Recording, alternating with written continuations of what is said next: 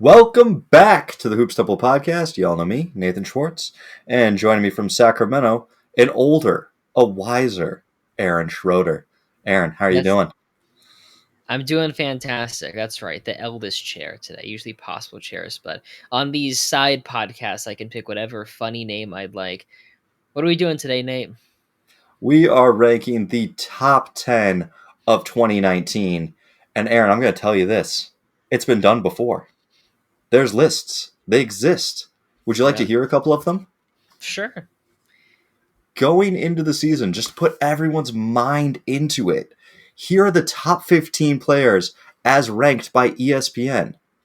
Victor Oladipo, number 15. Jimmy Butler, Paul George, Nikola Jokic, Chris Paul, Damian Lillard at number 10.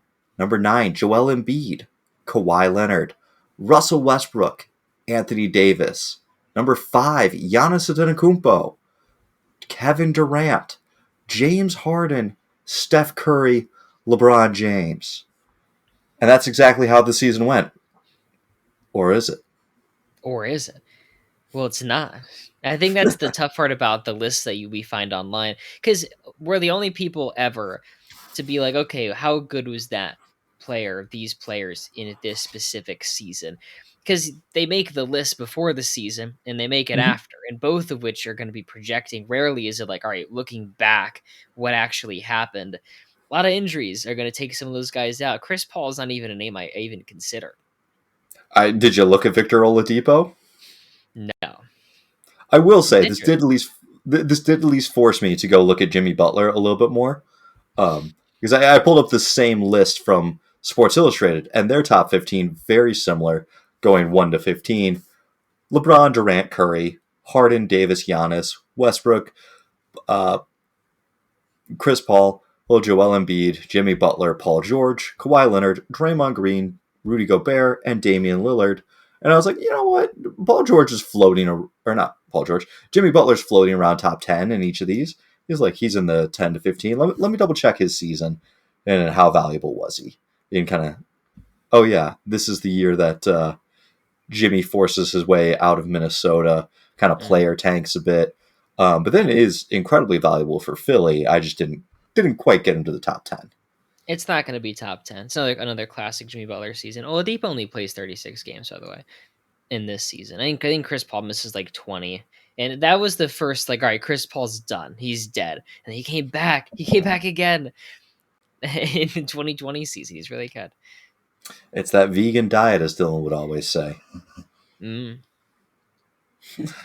Well, do you have any nominations for an honorable mention? The guy does not have to be your 12th guy or 11th guy, just someone whose season you enjoyed and want to kind of remind the listeners of. Yeah, absolutely. Let's do Blake Griffin. He might actually be in your top 10. He was just outside of mine. It's Pistons Blake Griffin. This is like everyone's favorite. The knee injuries have taken a toll. He has one functioning leg, but skill wise, dribbling Skill wise, wise. shooting wise, he's 75 games worth of 25.7 boards, 5 assists. He's taking 7 threes a game at 36%. He's dragging this Pistons team to 41 wins and a playoff berth, which he plays on basically 1 foot. It's the And last great Blake Griffin year. What do you think? posts a 50-point game. That's right. I've been looking for some unique 50-pointers to do for that my TikTok series. I think the next game that I really want to do is Kobe's 62 against Dallas. It's Mm. just trying to find a good high quality version of it to watch because like I found some on YouTube and it's kind of grainy, but I'm like maybe I do Pistons Blake 50. That could be fun. Is it the same game he had like the game winning layup? I don't remember. I really think it is. I think he like fakes a handoff. They win by 1 point. So I really do think it's 50 points, 14 boards, 6 assists on 20 of 35 shooting. He Not has bad. seven Not bad. games this year where he makes 5 3 pointers.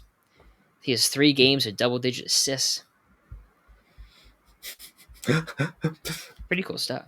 I'm sorry, I know you were like saying that to be impressive, but it's like 3 games of 10 assists. Hey, things have changed. Things have truly Yeah. changed since then. He had a whole 2 triple doubles that year, and at the time, like, that was something serious. Yeah, it's funny going back and watching older games and like kind of reliving some of the moments and like the skill level of NBA players has continuously gotten better, and the skills that are demanded have gotten better.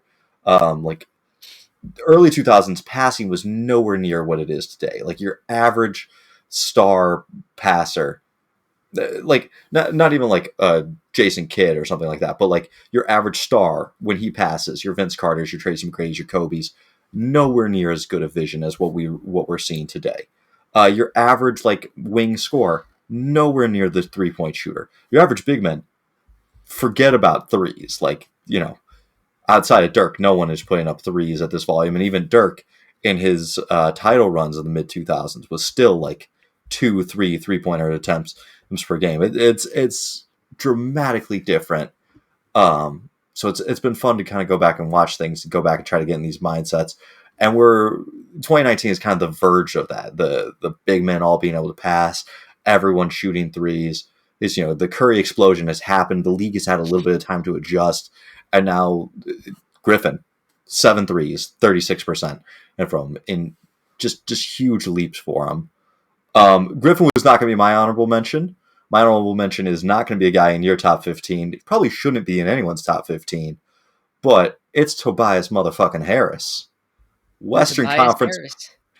Western Conference Player of the Month in November, and in that month, 22 points per game, 8 boards, 2.5 assists. He does get injured at mid-year, but he's able to cash out on this season, going from 14.8 million a year to 32.7 in the next year. That's a 5-year deal that just ended last year and got him all the way up to 39.2 mil. So this man hit the right notes this year.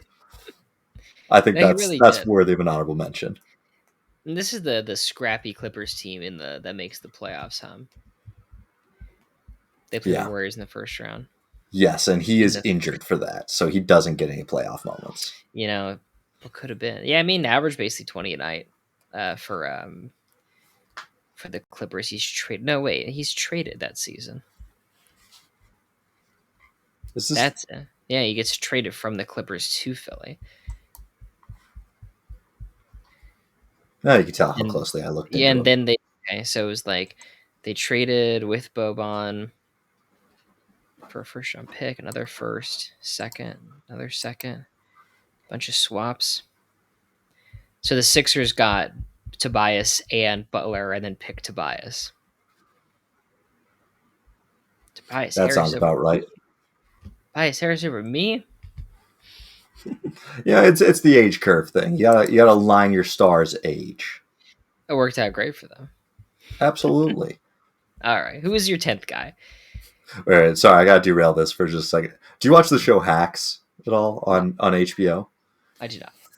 It's a stand up comedian thing. And there's a bit in the second season and where they're like going on tour and they're like, listen, we're gonna do just the shit material and we're gonna suck, but we have to get through the suck to be good.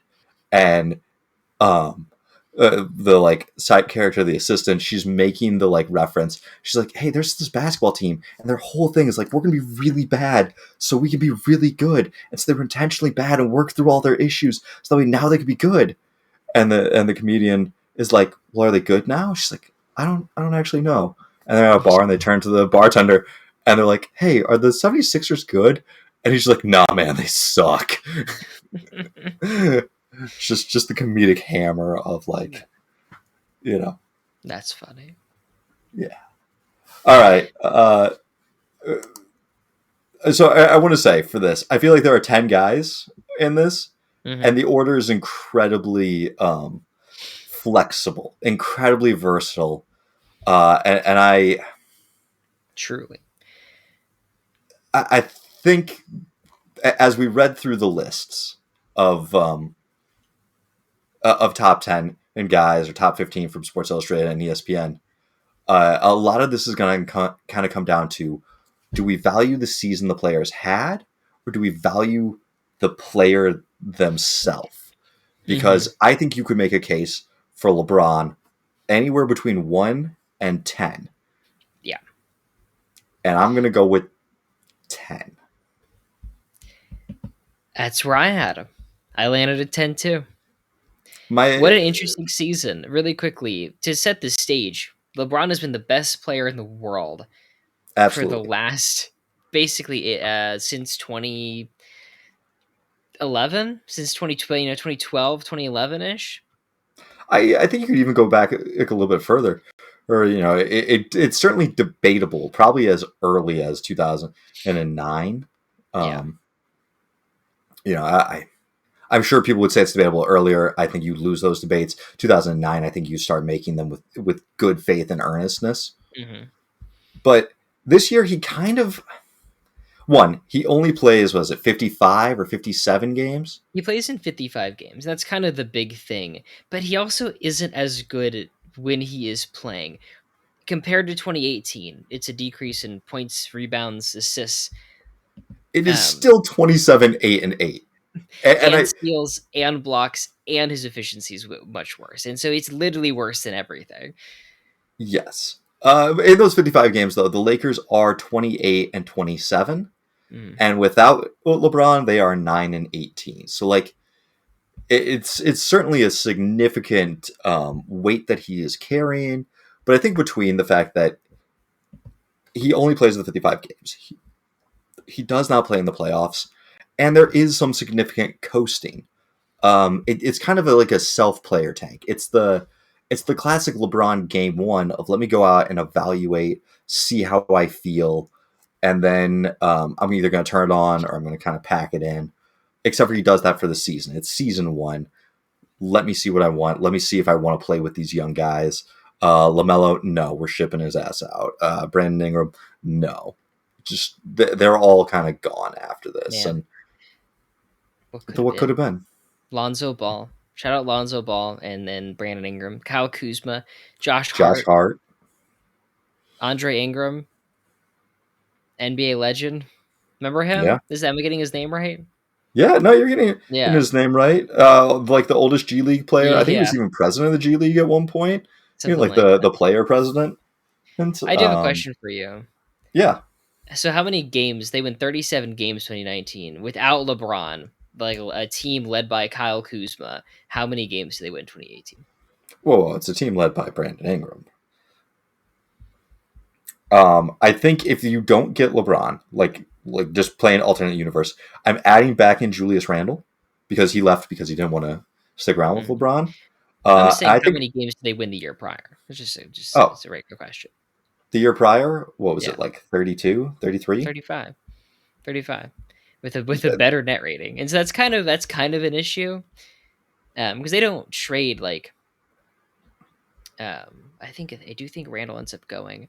Let me see Randall something. ends up Randall asks the Lakers not to match, so that way Yeah. he can go to another place because he wants to spread his wings and grow. And I'm sad about that. I've always been sad about that, but I think it's probably the right move for Randall's career. I think if you're asking yourself like who is the best player in the world for one game and one moment, it's probably still LeBron James at this point.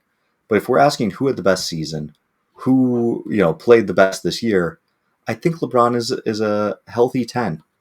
Yeah, I think 10 is about right. I mean, to go with like the empty numbers issue that you kind of see this season, the coasting, kind of feeling it out, and realizing the Lakers aren't going to make it, so that he gets shut down.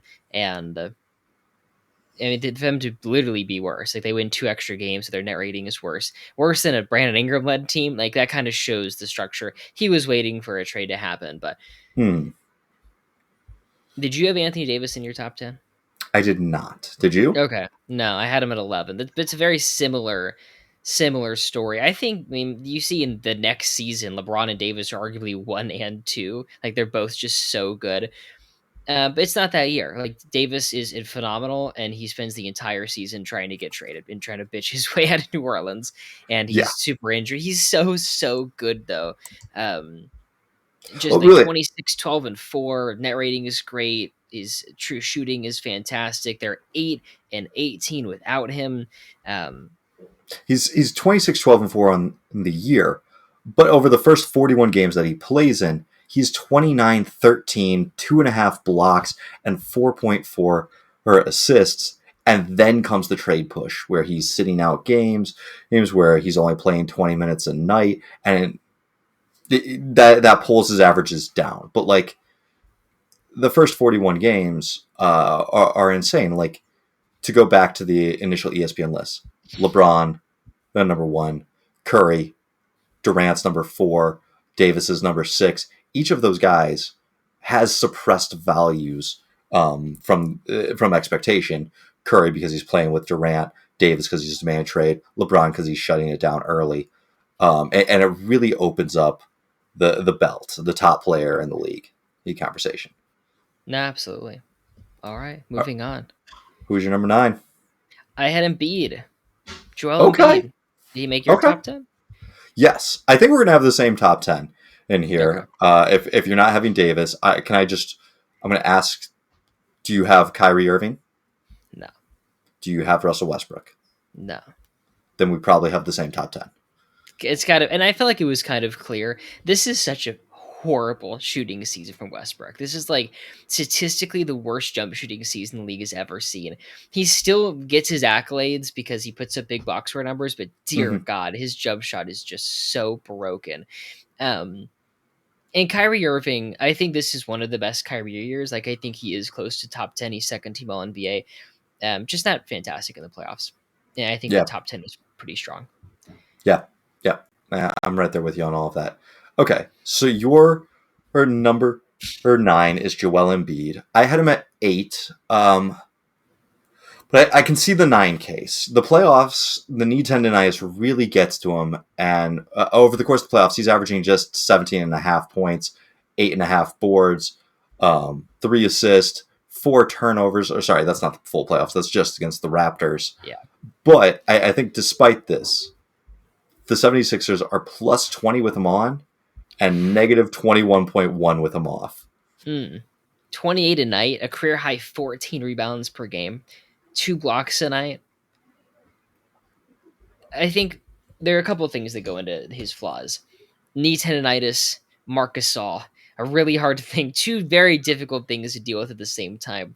And also a tunnel vision in on offense that he struggled with in the early parts of his career. And then running into a very good defense. Doubling Joel Embiid was the best thing you could do on Earth. There wasn't a more valuable thing like to invest in it than doubling Joel Embiid. He was going to huck the ball out of bounds, but you still saw like just a 24-year-old be seventh in AP voting, average all these rebounds, be unstoppable, and as a scorer, I think he's a pretty clear top 10 player and a Did you devastating rim protector too. Sorry. did you read the recent ESPN article on Embiid? Yeah, of course. I loved it. I think Joel Embiid is kind of a dirty player, and I'll be honest with that. But at the same time, to see the personal aspects of all this recovery Mm-hmm. really was touching, and it meant so much. Um, Maybe I'm on Knicks Twitter too much. I'm on to see like Knicks fans be like, "Look at this bullshit! Look at this propaganda!" Talking about because they obviously hate him. Um, yeah, no, really just a masterful article. Why do Knicks hate him? Have they ever even played in like a Oh meaningful yeah, game? yeah. Well, they played in round one with the Bell's palsy. Like I said, have they ever played a meaningful game? So it was a playoff game. He tried it. Embiid was on the ground. He tried to rip off Mitchell Robinson's legs. Like I said, have they ever played a meaningful game? No, they have not. Round one of these. Thank you. No, I mean, Meaningful for Embiid and the Knicks round one is a big deal. so I've thought back on our yearly exercises of trying to predict the top players next year. And every year since we've been doing that, I've sent them over to a friend of the pod, frequent guest, or not frequent, but annual guest, Ben Golliver, of the Washington Post.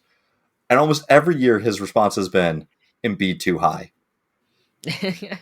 Like other words, other things. We were called edge lords for our takes against Luka Doncic one year. Or And Westbrook, we were so right. God, we were so right about Westbrook.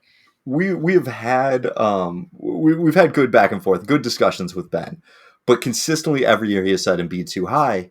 And reading that propaganda piece, which was beautiful, I was like, Yeah. you know what? I'm okay with it. This man, there are legitimate problems to his health, to his game, but I really walked away with that feeling that he does love basketball. And as someone who Mhm. also loves basketball, I was like, you know what? I'm okay if this guy. We're watching this man's body disintegrate every time he plays, and he hasn't walked away from it. He continues to Mhm. come back. Like I'm going to continue to cheer for him to keep trying. Um, We're but getting yeah, pretty close to our next top 100. We said August, right? yeah, we did say August. I All should right. probably start working on that. I craft started drafting mine. I'll tell you what. I'll give a little sneak peek. Um, I'm gonna get burned one more time. I'm Apollo gonna get hurt. 35. No, Embiid. I'm gonna do it one more, just one last time, one last ride. I'm putting it in my. I'm putting Embiid in my top 10, and I'm gonna get hurt. Can I Just this, say just this last once, just one more time. Just give me one more day. my dream for Embiid is to have the David Robinson career finish and then have everyone wildly overrate him for the rest of his life. Oh, it'd be Just great. just Yeah. like oh my god, you don't know how good he was. It's like no, we Yeah. do, but he kept falling apart. But No, you don't. anyways, You actually don't know how good he was. He was phenomenal. He won 2 championships playing right next to Wembanyama on the Spurs. on to number 8. Oh my god, this is I waffled back and forth. Can I tell you my 7 and 8 and see if maybe we can Yeah, work these out together? My 7 and 8 are Paul George and the man who ended his season, Damian Lillard. that's what I had. Yeah, I had George at 7 and Lillard at 8. That's that's where I ended up as well. Regular season wise, Paul George was third in MVP. Damian Lillard was sixth. It, there was a pretty clear regular season divide, but in the playoffs, Damian Lillard, um, by some metrics, would look really good. He has a 50-point closeout to eliminate OKC, but then struggles was a bit against Denver. Really kind of falls apart in the closeout game. Going 3 for 17 from the floor, does contribute in other ways, 10 rebounds, 8 assists, but then has a separated rib in the Golden State series and really kind of struggles there. So I was trying not to hold that too much against him. Hmm. Um, but Paul George, playoffs, almost 29 points, almost 9 boards, or it's 3.6 assists. Really solid stuff to go with his better regular season. I just didn't feel like there was enough from Lillard in the playoffs to supplant George. I honestly just changed my mind. Close your eyes and imagine Damon Lillard dribble, dribble, dribble, sidestep from 40 feet, pull up for game on Paul George's face, and that gave Lillard 50 points. And I think I kind of know who the better player was. I think All I just right. figured it out just right there. You don't think Paul George's fourth in depoy is enough for you? You don't think Should have Paul contested that shot. George's Should he have did contest contested it. that shot better. It's a bad shot, but you know what's Bad good about a shot. bad shot? It goes in sometimes. Yeah, that's what George said about that. He's like, it's a bad shot. Honestly, that was like, God. I mean, Paul George led the league in out of touch quotes for like 5 years in a row. That was one of the best ones. It was like, that's a bad shot. It's like, oh my God, dude, you're killing me. I have a friend, and this is gonna be a little tangent here. But I have a friend who kind of premature balding early, and so was like in a men's over 30 league that was like super competitive when he was like early 20s. Just like he's the ringer, he's the athletic guy, and he had a coach that believed that you should put up bad shots as opposed to passing the ball because if you pass the ball, it could be a turnover, and if you put up a bad shot, like there's a chance you miss it, but also there's a chance we can get the offensive rebound, and a missed shot and offensive rebound is better than a turnover where the other team gets a fast break on you, and so like put up bad Wow. shots. Wow. Wait a second. Where does the premature balding loop into this? That kind of you led What- with that. Well, it was how he was able to play in this men's over 30 league that was like way too competitive. Because he was As, younger. He snuck yeah, in. yeah, yeah. Yeah, He it snuck was like in. Gotcha. 21, 22 when this happened, and it was Wow. just like, Okay. Really, really yeah, no, pre. no, My goodness. Okay. he was the ringer. He was the young guy that like Yeah. still had all of his legs. Wow. Okay, that's a really interesting coaching philosophy. That goes back to the Kobe Bryant's bad shots while facing doubles are actually more valuable because there's more Lakers under the basket for offensive rebounds. That the points per shot attempt actually is high. It was that combined with like the 7 seconds or less, because the more time your team has the ball, the more chance of having a turnover you have. So like, take the first shot if it's a kind of regardless of if it's good or not, and you know it wasn't the first shot, but Dame Lillard, an incredibly tough shot maker. What if we do this? What if we say they're a tie at 7? Will you accept ties, or do the people of the No. internet demand? They demand in the You know what rankings. bothers me more than anything? You know, like little like it's like one arrow going down and the other arrow going up, and it's like interchangeable. Hmm. And people will make lists and just put that next to anything they don't feel strongly about. Have some fucking balls. Make a goddamn list. Take that off your list. I think, especially because if it's like a 1 and 2, it's like I get that you don't want to have the go to. I understand, but I'll see listed like the entire thing is just that emoji, and I'm like, why'd you even make this? Just look up every player ever and put an interchangeable next to them. Hmm. Okay, fair enough. Lillard over Paul George. I can live with that.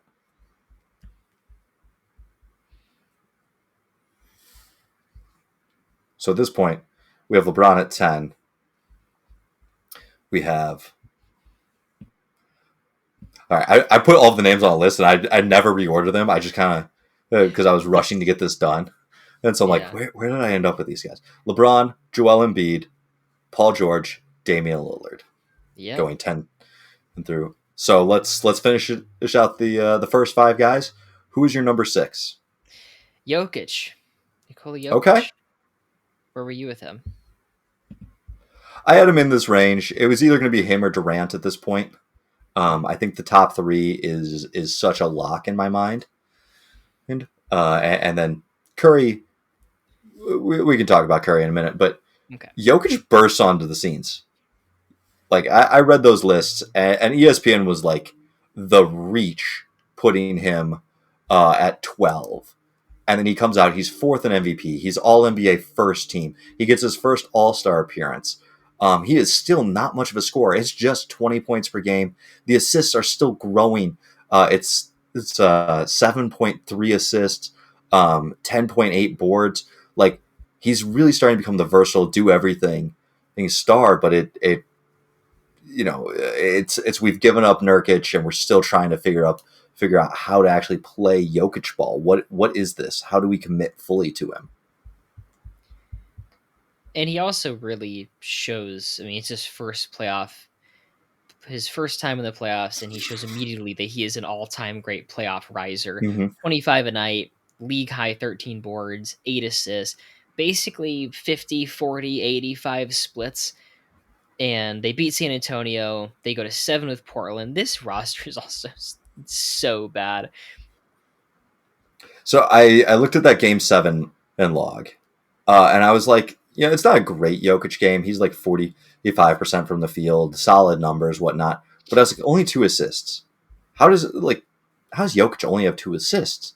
You want to know what Jamal Murray and Paul Millsap shot in this game? Ooh, please, what is it? I'll let you take a guess first. They attempted 31 field goals. How many did they make? 9. 7. Mm. You want to know how he only got 2 assists? It's because those That's guys couldn't hit the broadside of a barn. Could you Like tell me, outside of Jokic and Murray, any other player on this team? Torrey Craig, Gary Eighth in Harris. minute. Yeah, seventh in minutes played.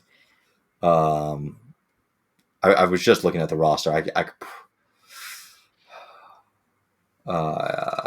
Gosh, who's their backup point guard? There was someone. This is pre Facundo Campazzo. It's not Monte Morris. It's at It is oh Monte god, Morris. is it Monte Third in Morris? total minutes played is Monte Morris. Then Oh my Paul god. Millsap at 33 years of age, Malik Beasley, Mason Plumlee. It's like Plum dog.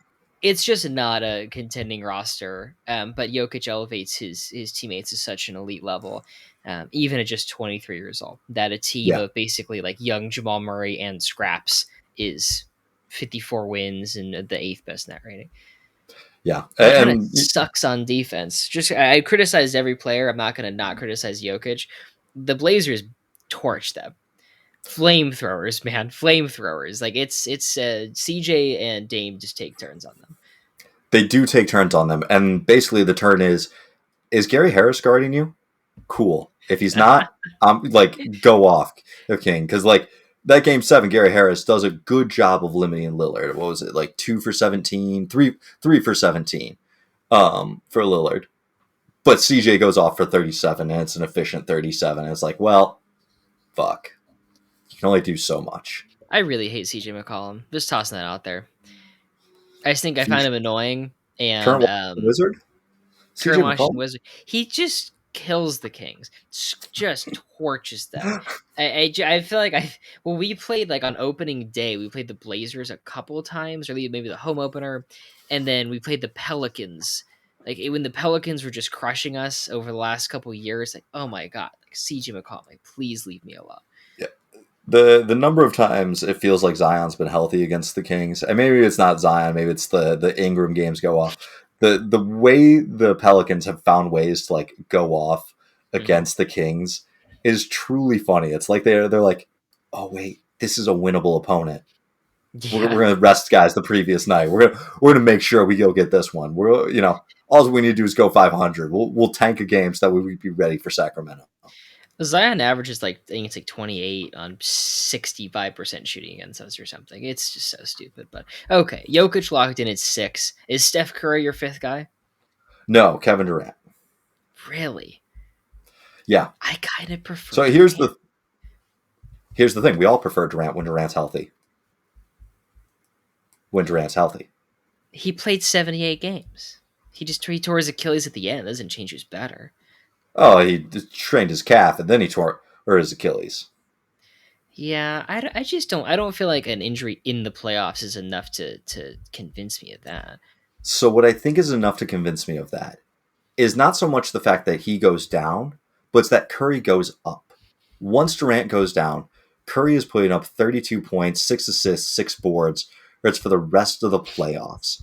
Without Durant, with Klay Thompson also going down, there's a reason why they sweep the Blazers. And I want to say this because I've seen people comment this or like, I know you have James Harden very high in this list. We won't give that Mhm. away yet. And I've seen people's pushback on that is how can you have James Harden this high? He went up against, the Warriors and they lost Durant. And it's like, yes. Did we forget this was the 79 win Warriors? This was the most broken team built around Steph Curry. And then Durant shows up and they kind of say, cool, we're, going to play more egalitarian. Durant goes down. You still have the heart of the 73 win Warriors. And the like basis of that is Steph Curry, and he goes off over the course of the regular season. Curry is lower volume than Durant, but so efficient. He is eighth in true shooting on the entire year with 64.1% in true shooting. That's right behind Giannis, who is 64.4. Giannis is running dunk man. Curry is put up shots from wherever. I would take Curry over Durant in a heartbeat from what we saw Man, this year. I don't think I agree. I might be able to get there for the sake of the pod, but from game 3, so Durant has like kind of two so-so games against the Clippers. One of which he only takes Mm-hmm. 8 Mm-hmm. shots, and then Pat Bev talks a bunch of shit, and he goes, "You know I am. I'm Kevin fucking Durant." And Mm-hmm. after that, through the playoffs, averaged 37, 5, and 5 on 50, 40, 90 splits. If I you thought don't count Kevin the game Durant he was gets hurt, yeah. it's 39, 5, and 5. Jesus Christ. I thought Kevin Durant was God. Like I thought Kevin Durant was the greatest player I've ever seen in my life.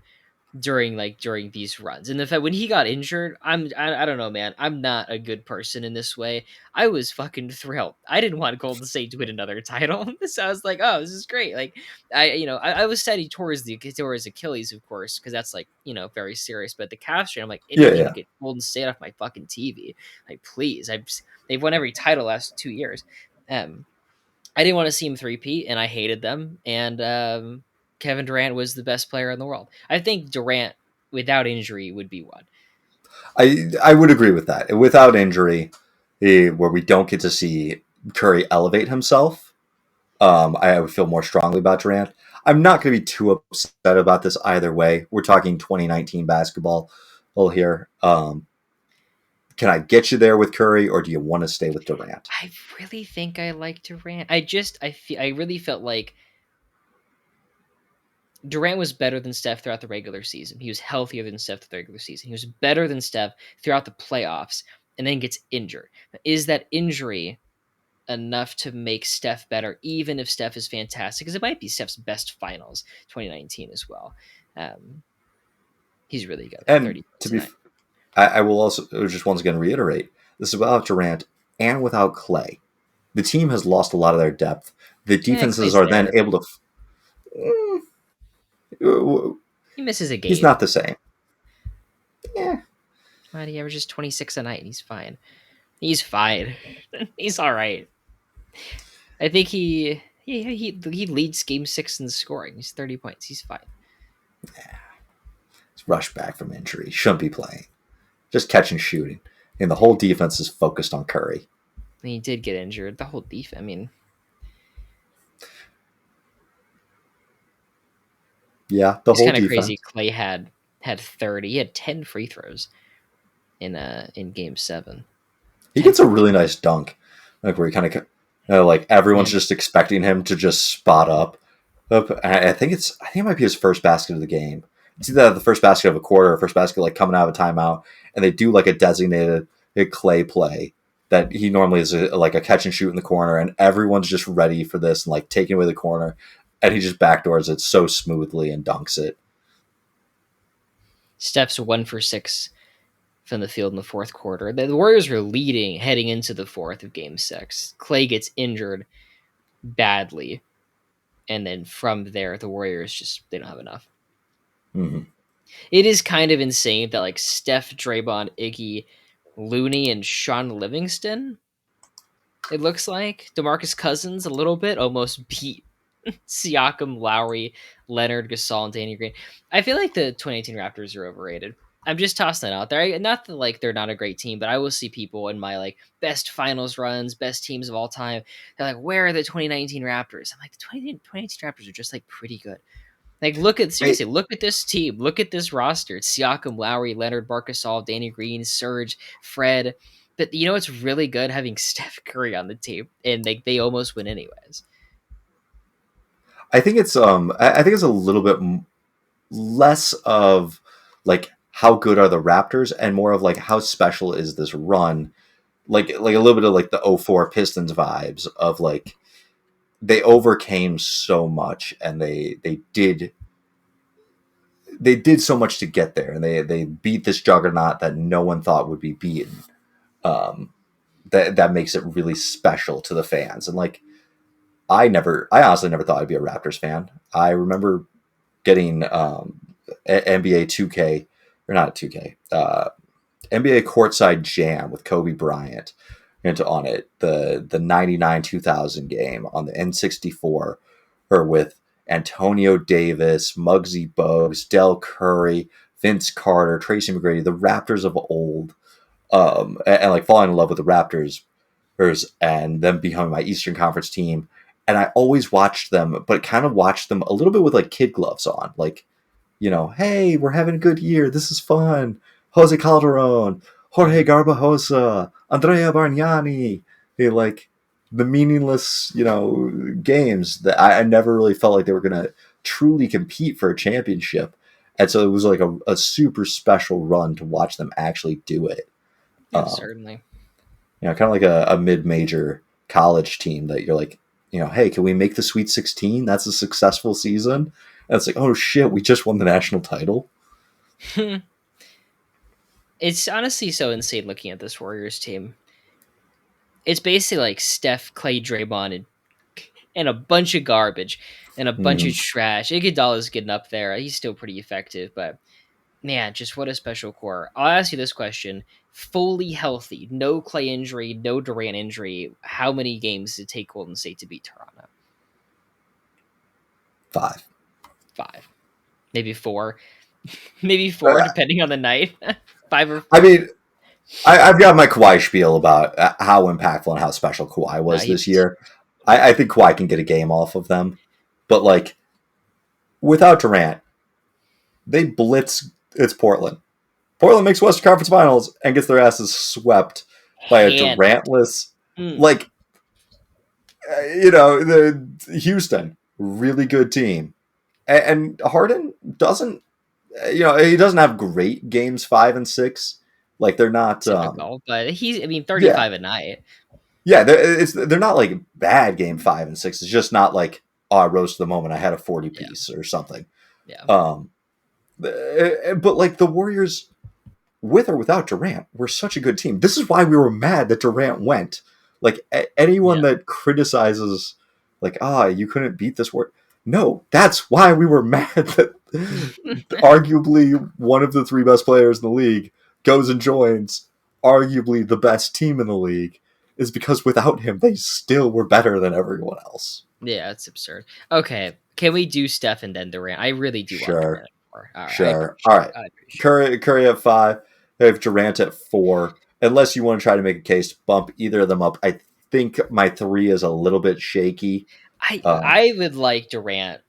I mean, it's kind of it feels weird to have Gian because I have Giannis next. Giannis would be Yep. 3, The and he was the MVP. league MVP. And it feels weird having the MVP at 4, but I would like in a heartbeat have Durant. So I think the thing with this is it should have been in James Harden's MVP. And we'll talk more about Harden later. But I think the playoff flameout in 2018 gets really held against Harden.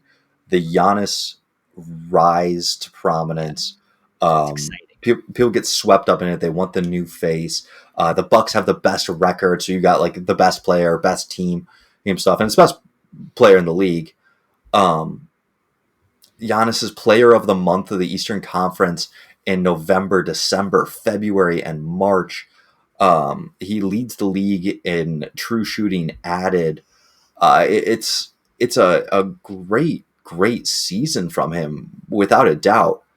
I do think he's had non MVP years since this that are better years though, and I think it's more of a excitement for where he's going than he truly is the best player over the course of the regular season. I think I agree with that. I think I agree with that. I will say I let's keep him personally at would just 3. have, I like I like Kevin Durant. The I Giannis in know. the final 4 games against Toronto, 20 points a night on 43% shooting. Yeah, I mean You know, Toronto found a way to build the wall. It's not just Gasol's defense. It's Serge Ibaka. It's Pascal Siakam. It's Kawhi being able to guard up, and like Kawhi's hands. I mean, mm, dear God, like his anticipation, especially for the bigs that try to do a little bit more face up. Embiid, Giannis driving to the basket, like you know, it, it's just so hard to go against Kawhi. can I offer one last piece? Sure. One last piece. This will be my last. Kevin Durant was the perfect basketball player, and I would want him over everybody, except for he got injured. In the final 4 games against Toronto, all losses. What percentage does Giannis shoot from the free throw line? Oh, like 50%. 47%. Just saying, just tossing that out there. Durant's not shooting 47% from the line Yeah. and getting stonewalled. Yeah. Think about On it. the Make your on final the call. series, I'm still going to go with Giannis. I think so. You're telling Here's me no, good. no. I mean, here's the thing. We hampered LeBron for a Yeah. little bit of the feel out, a little bit of the slower pace year. Durant does a little bit of that just No, by he plays 78 games. Plays the whole no, no, season. He's no, fine. he plays the whole season, but where is it? Durant, final 16 games of the season, he's 19 points, 4 rebounds, 6 assists, 56, 30, 90 splits. Like, he's able to pace himself of that final stretch of the season. And he kind of does. Giannis has to go. I mean, doesn't have to, but he goes all out the entire year. And I think the regular season is a big enough body of work in my mind, that their limited playoff runs, Durant due to injury, Giannis due to running into the buzzsaw, that is a team perfectly constructed to stop him. Um, I still think I'll take Giannis. I think you're muted. Let's ask this question though. Steph demolishes Toronto. That's like his best finals. He's fantastic. Yeah. And so if the how you played against Toronto is the litmus test. Well, I think so. I'm going to stop you there. That's a bad litmus test because everyone plays against the defense differently. They Mhm. like Giannis is a he's a power forward. They had a lot of guys set and ready to defend power forwards. Mhm. Curry is a point guard. The defense that well, Kawhi, and I don't mean to just sorry, it sounded patronizing there for a minute. I'm sorry about that. But like Oh no, you're fine. I was just listening to what the, you're saying. the chasing around of Steph Curry is a much different defensive assignment than it is to form a wall and stop Giannis. And the Raptors were built to form a wall and stop Giannis.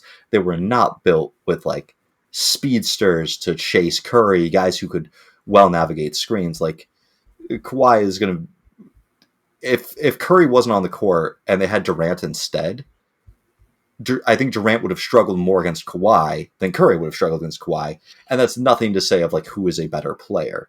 A healthy LeBron James would have struggled more against Kawhi than Curry would have struggled against Kawhi because of the style of play that they bring to the court.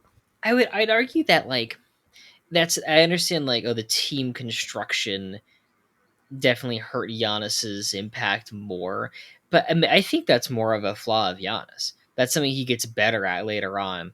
You know, not having to get to the basket every play, like hitting more jumpers and more offensive variety. And I'd say that's I don't know. Like, do we feel like when the playoffs I, started and what we saw, like, are we positive that Giannis is better than Steph and Durant?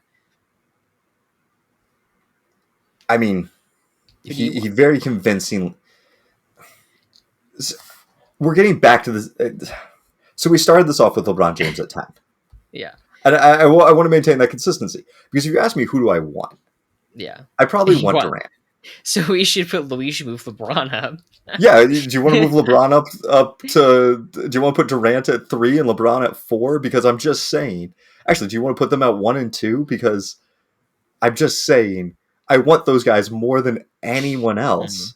But if we're valuing the seasons that they had, mhm. Well, the um, thing is, Davis doesn't play at any games, and LeBron only plays in 55. Like that's an injury issue that affects their ability to get to the playoffs where you'd want LeBron. I, And I, the question is talent versus achievement. Durant is a more talented basketball player than Giannis. I, If that's what you're looking for, absolutely. I He is really, also more talented than the guy you're going to put at number 1. So defend this. yeah,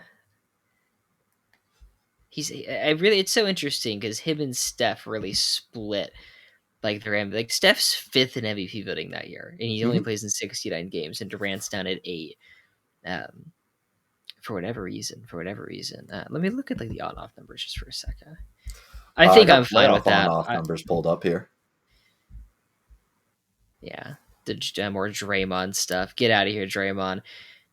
Like Durant and Steph are both plus 16 in the regular season. That's pretty insane. Okay, all right, that's fine. So Well, Giannis I'm, at 3. yeah. More fun on off numbers. You want to know what Paul George's on off was during the playoffs? I have no idea. His on the court is negative -0.1. Okay, Do you want to know his net on off is positive 44.3? Okay. They were doing pretty good when he was out there. Yeah, when he was on the court, he played the Blazers dead even basically. When he's off the court, they lose by an average of 44 points per 100 possessions. I want to see something real quick. Let me pull up a Westbrook stat. I just want to look at Westbrook's like shooting numbers. Westbrook's shooting numbers is that I wrote down for this.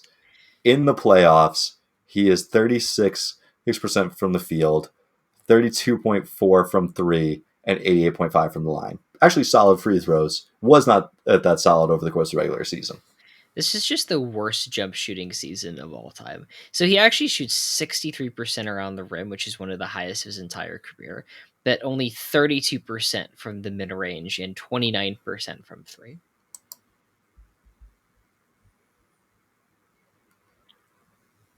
It's not very good. No, no. I think I hate the triple double talk because people be like, "Ah, he's a triple double," and what was it, 17 or 18, and like he did the near triple double the next 2 years. Why is that less valuable? Well, it's less valuable because he doesn't shoot as well. It's Mm-mm. you know the points drop, but I've made a bunch of anti Westbrook videos, like just a bunch of blatant hit pieces. And my most recent one was some guy just like, how could you justify Westbrook outside the top 10 point guards, whatever? I'm like, Russell Westbrook cannot shoot. Can't shoot. That is just like an anchor that every single team that's ever rostered him has been on. And the worst part is it's not that he can't shoot and won't shoot. It's that he can't shoot and loves it. and Every will time shoot. defense sags off him, it's not like, oh man, they're sagging off of me because I cannot shoot. I need to attack in different ways or take a step in. He's like, this is great. These guys are making a big mistake, and he just launches a 3-pointer. Yeah, yeah. The way you defend Rajon Rondo is you camp his defender at like the free throw line, and that works to a large degree because Rondo can't shoot. But it doesn't work to the same degree because Rondo just surveys the floor. He's got all day to pass, and eventually someone gets open and he makes the right pass. And so like it's a limitation of Rajon Rondo. If you do that same defense of just camping Westbrook's defender at the paint, one of two things happens. Westbrook says, oh, hell yeah, I can get a full head of steam. Let me try to blow past this guy and yam it on his head, which I'll take every day. That's great. Mhm. Do that. Or he says, cool, I'm wide open. Let me shoot this. And as a defender, I love my odds. Yeah. But, all right, so if we're fine with the Durant at 4, Giannis at 3, this gets us down to the crux of the episode. Who do we want at number 1? Kawhi Leonard or James Harden? I think Harden should be number one. A couple things. Kawhi misses 22 games in the regular season. Not the Mm-hmm. same defensive engine. We also see the Raptors actually win a higher percentage of the regular season games the following season in 2020. And I think Harden and Kawhi are very close to each other in the playoffs in terms of production. Harden goes at the 2018 Warriors 35 a night on good efficiency, one of his best playoff series, and averaged 40 a night in one of the best regular seasons of all time. I think Kawhi Leonard is phenomenal in 2019. It's not good enough to get over the regular season Harden has, especially considering Harden was good in the playoffs.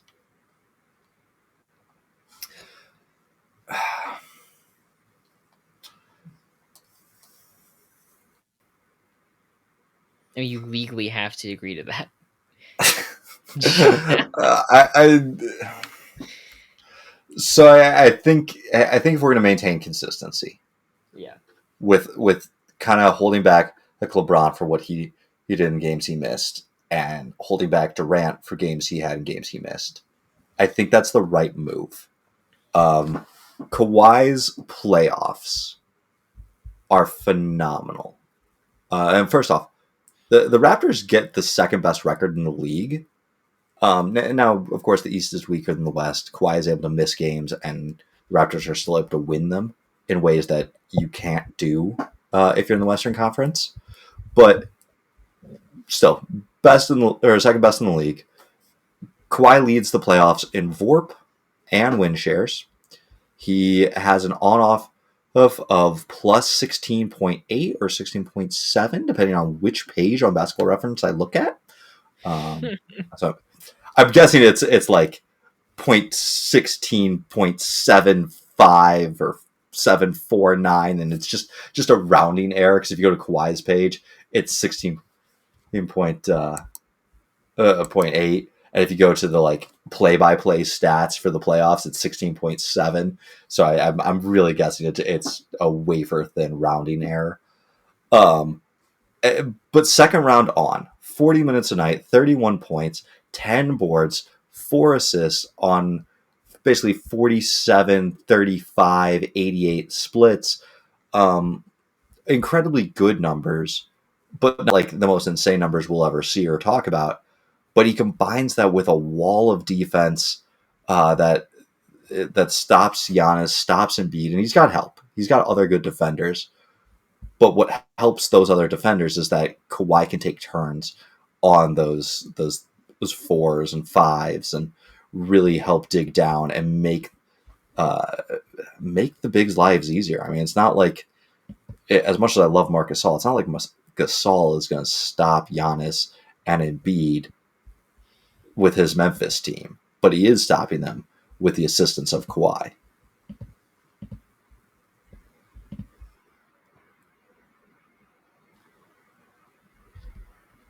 Sorry, I cut out for a second, but I did. I think I heard everything you said.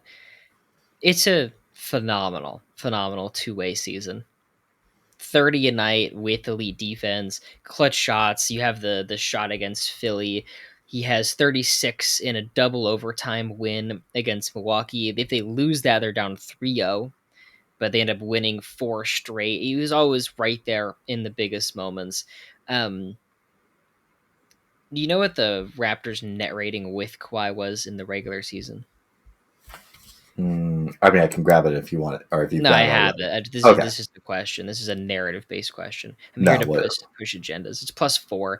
You know what it was without him? Um, Probably plus like 10, and just Plus knowing where 10. they're. Yeah, Yeah. So just yeah. something to think about with the regular season difference. And like this Raptors team was going to make the playoffs without him. They get to the playoffs. They had failed so many times in embarrassing fashions with the hmm DeRozan, Lowry. Here's Kawhi, and he's just It's phenomenal. it's a greater level than like the Jimmy Butler thing, but I think we can look at Jimmy similar. Of he came to Philly, and Philly had a good team. Philly was going to make the playoffs before he gets there, and he plays good. Jimmy elevates Philly to a new level. Well, he is the best teammate Joel Embiid has ever had. Um, but at the same time, it's like, well, okay, neither of us put Jimmy on here because his regular season just wasn't like, if your team can get you places without Hoju, like it kind of hurts you as a player. Like I don't know. It's the dichotomy of basketball where we want you to do so much, but if you get better teammates, then it hurts you. But you can't win without good teammates. And I don't know. I just Basketball Kawhi's actually health is isn't always going to be real. a thing. It's not real. Doesn't exist. It's a fake sport we're talking about. So to talk about Harden, this is maybe the best scoring season ever. Well, Wilt's 50, but at least since the merger. So since the merger, and my computer's dying. All right, one moment. I'll give you some of the numbers. There's No, I got. Sorry, I am back. I'm going to finish my spiel. finish away. It's with some fun questions. So since 1977, since the merger, where does this Harden season rank in terms of total 40-point games? Third, Second with 28. real. Yeah, past He has one more than '06 Kobe. Number one is '87 Jordan. So basically, Jordan on a terrible roster, jacking up 30 shots a game, and then Harden on a legitimate contending team. And then below that is Kobe on a terrible roster, jacking up 30 shots a game. It's like the greatest scoring season in a winning setting you can find. He's just phenomenal. And the 50-point games as well, he has that. Do you do you have any counter to the fact that he ruins basketball? He was unwatchable. Terrible attitude, sucked on defense, and you couldn't touch him unless it was a foul. But it was like, okay, Harden was awesome. I loved how he would step back and then take a 3-pointer, and then when he landed, he would somehow be further in front than when he jumped from. So he would step back, jump backwards, but also then reverse gravity and land, and so you get fouled every time. He's the reason that when you kick your feet out on a 3-pointer, it's a foul on you, because he would do that to the Warriors, and I would eat that up. Like, kick him more, kick him more hard. And I need you. Beat this Golden State team. He couldn't do it. Yeah, there's a lot of reasons not to like him, but it's about as good as a guard can be. Well, what's interesting? Kobe in '07 had 10 50-point games, but he was not as many 40-point games, but he gets up there. Harden has a 9 50-point games. That's my boy. Get him, Kobe. How many 60-point games? Some research on the fly. I mean, Kobe at least has 2. I think 3. So the most 60-point games in one season since the merger is Lillard in 2020 with 3. Maybe we'll have to do But the 2020 rankings next.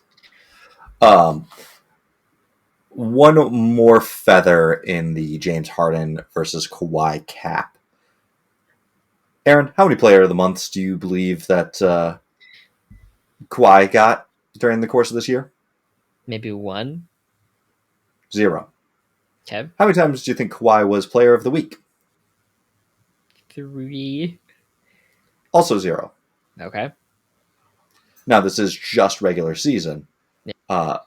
But not a single week, not a single... Oh, sorry. There is one player of the week. December 3rd for Kawhi. For James Harden, 5 player of the weeks, 3 player of the months. Yeah. It's we also have increases from his MVP season the prior year, going from 30 points per game to 36 points per game. Assists do drop by 1, but efficiency stays relatively the same.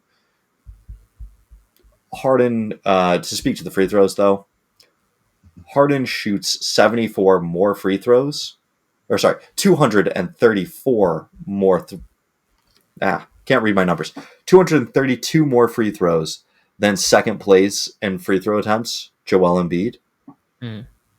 Now, Joel Embiid does play fewer games, so the per game numbers are closer. But for someone who played more games than James Harden, Damian Lillard is 4th in free throw attempts at 80 games, and Lillard attempted 300 fewer free throws than James Harden.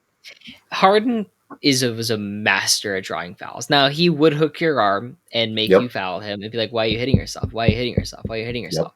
But his first step, diabolically fast.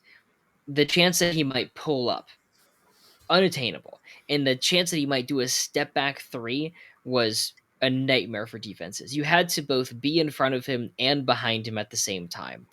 That's why he got fouled so much. Because, I mean, if you didn't foul him, he just got to the basket over and over and over again because he was such a threat to go backwards that going forwards became even more dangerous. He has a 15-game stretch where he averages 45 at night. 45, 8, and 8. I'm sorry, man. That's the best player in the world. Yeah. Didn't you find a 50-game stretch of his? I didn't write it down because you texted me it. There's a 50-game stretch around here. That's like 39, 40 something. Yeah, 50 games from game 24 to game 73, where he's 39, 7, and 7. 30 for 50 games. That's like the whole season. Over half it's LeBron's whole season. Yeah, LeBron's whole season. He's averaging 40 a game. That's just, man, Harden was something special. It's too bad. Like 2020, they trade for Westbrook. And then Harden starts eating cheeseburgers. He starts ordering Big Macs from. It's so funny. I had like I made a video saying the big three Nets were not a what if. That's exactly what should have happened to a team that was trying to build itself around the three most injury prone and unreliable stars in the league. And someone was like, James Harden was the most durable star throughout Houston. It's like, yeah, he was Sure.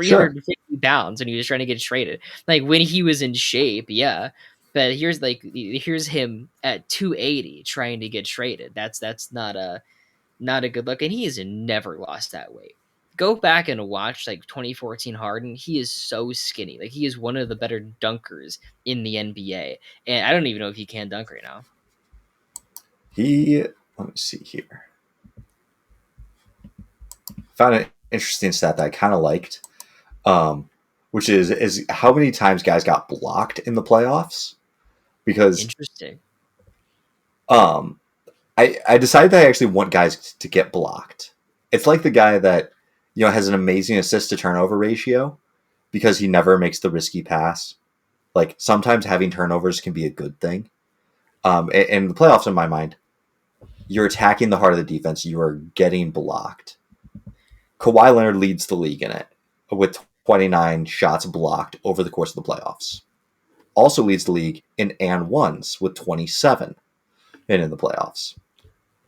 James Harden in this playoff plays 11 games. Kawhi played 24. Harden's gotten blocked 22 times. Harden is attacking. Harden is being aggressive. These are like Way to it's spin getting blocked into a good thing. Bravo, dude. I This is mean great. I love basketball journalism. it, I want my stars to get blocked. I want my stars to be in the position where they could get blocked. Like Yeah, you want to be aggressive. if you only take open shots, like I don't know, you're probably not a star because a star should be guarded. Now, if you're getting blocked 126 times like Kemba Walker, maybe you're just a short guy. Yeah. Like I have a that's great also question. true. I love my Yeah, little trivia questions. My little trivia questions keep the pod going. James Harden dunked the ball 20 times in 2020. It's 20 dunks. He had averaged about 20 dunks per game since 2016. So that's a pretty standard for him. Since 2020, how many dunks does he have? total. Mm-hmm. So since 2020, that Mm-hmm. is five. Well, no, yeah, Yeah. 5 seasons of 5 seasons. basketball, and he's mostly healthy. So it feels like 33. 16. Oh God, I was like, 16. I'm gonna err safely on the low side. No, Yeah. So he dunked the ball more times in his final season in Houston. He has dunked the ball more times in his final season in Houston than he has since then. And that's why you don't eat 15 Big Macs a day trying to get traded. I I want to say this. Part of what makes this list so fun and so special is the fact that LeBron player tanks his way out of like real contention, and is Hmm. the fact that Durant and Curry overlap and kind of cannibalize each other's stats and performances, so that way like we can have the Harden, Kawhi, Giannis trio at the top. Because like if someone came through and said, "No, I who are the most talented players at basketball?" Like you could make the same list with Curry, LeBron, and Durant at the top as you could for probably the last 5 years before this, or four because Curry has a late rise. But like, it's a little bit more fun to have a little bit of chaos and have these years. And I've always said this: the difference between the like top 10 elite guys is not that they're better every single year, but it's that like LeBron has 10 of these years and Harden has one or two. It's not that like Durant has or Curry like better every year, but like this is a kind of down year for Durant, and it's the best year from Kawhi, and like Hmm. it's the Giannis MVP, and Giannis is now stringing together a ton of these years, so like Giannis will be top 20, maybe top 15 when it's That's all a said and great point done. about Kawhi, where I think I've seen people that have Kawhi over Durant.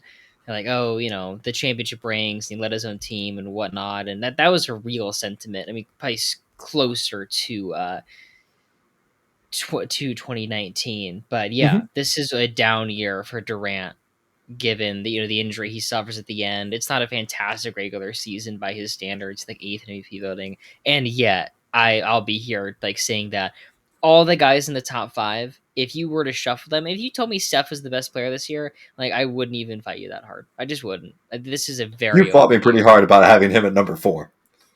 But I think the order of it really matters. No, I fought you specifically, but I would not fight a stranger about it. There's I the see how it difference. is. What I would see you how it fight a is. stranger about? That's fair. All right, I'll read our top 10. Number 1, James Harden. Number 2, Kawhi Leonard. Then Giannis, Kevin Durant. Number 5 is Steph. Jokic, Dame Lillard, Paul George, Joel Embiid. Number 10, LeBron James. A down year for LeBron. Any guesses on what the next season will be for us? Can I just throw something out there? I Hmm. want a season from like the mid 2000s. That's Give me always a like good one. 2006, Yeah, 2007. it's a Um, very popular I, one. I know you didn't look into this, or I'm hoping you didn't look into this, but I want to hurt you in some ways.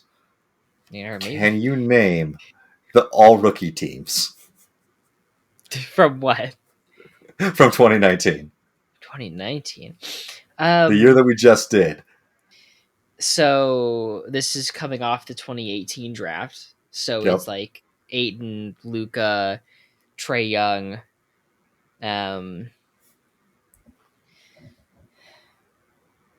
was Bagley an all rookie player? Bagley is an all rookie player. Yeah, he totally was. Yeah. First team.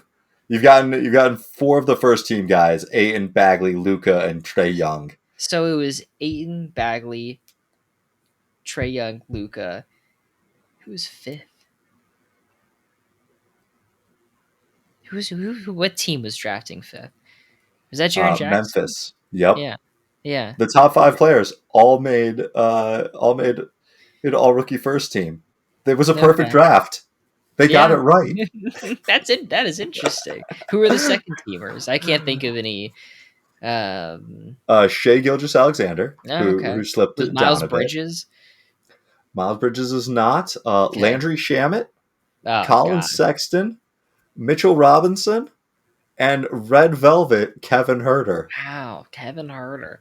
I'll be. It's so Yeah. interesting. I'm very much like a. I want good rookies in the rookie teams, and then that always ages so bad immediately. But I can't quit it. I can't quit it. But yeah. Yeah, but I mean, perfect draft. The top 5 if guys all made first team all rookie. Who could have seen anything other than this happening? Hmm. And I bet all those guys had really good careers.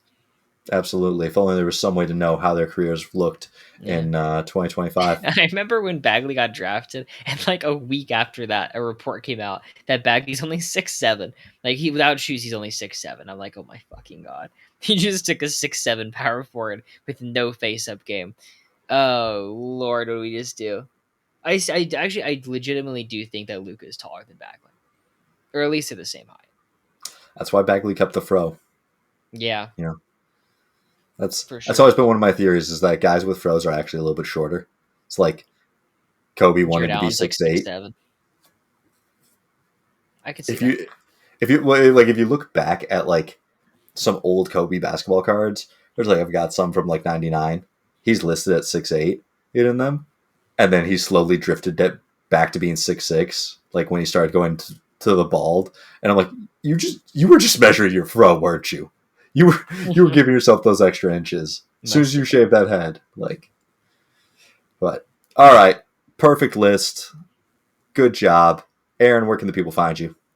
Possible Chairs on TikTok, Possible Chairs on Twitter, my Patreon, where I'll post this video, edited, unedited, in whatever format. And yeah, I'll be on the Hoops podcast. I think the next thing we're doing is, I imagine, the top 500, finishing that project. Although the start of the top 100 for next season may start before that, depending on how things go. Yeah, we'll work it out. We'll figure it out. We'll get it going, and then we'll rank some more players, either historically or hypothetically. You can find me, Nate_Hoops Temple on TikTok, on YouTube, same name. You can email the show, hoopstemple@gmail.com. Or you can call us. Our phone number is, never mind, we're not going to give that to you. But I'm gonna leak Nate's personal phone number. I was considered like starting to read like the Sacramento area code, and I was like, I don't know what that is. But all right, we'll catch you later.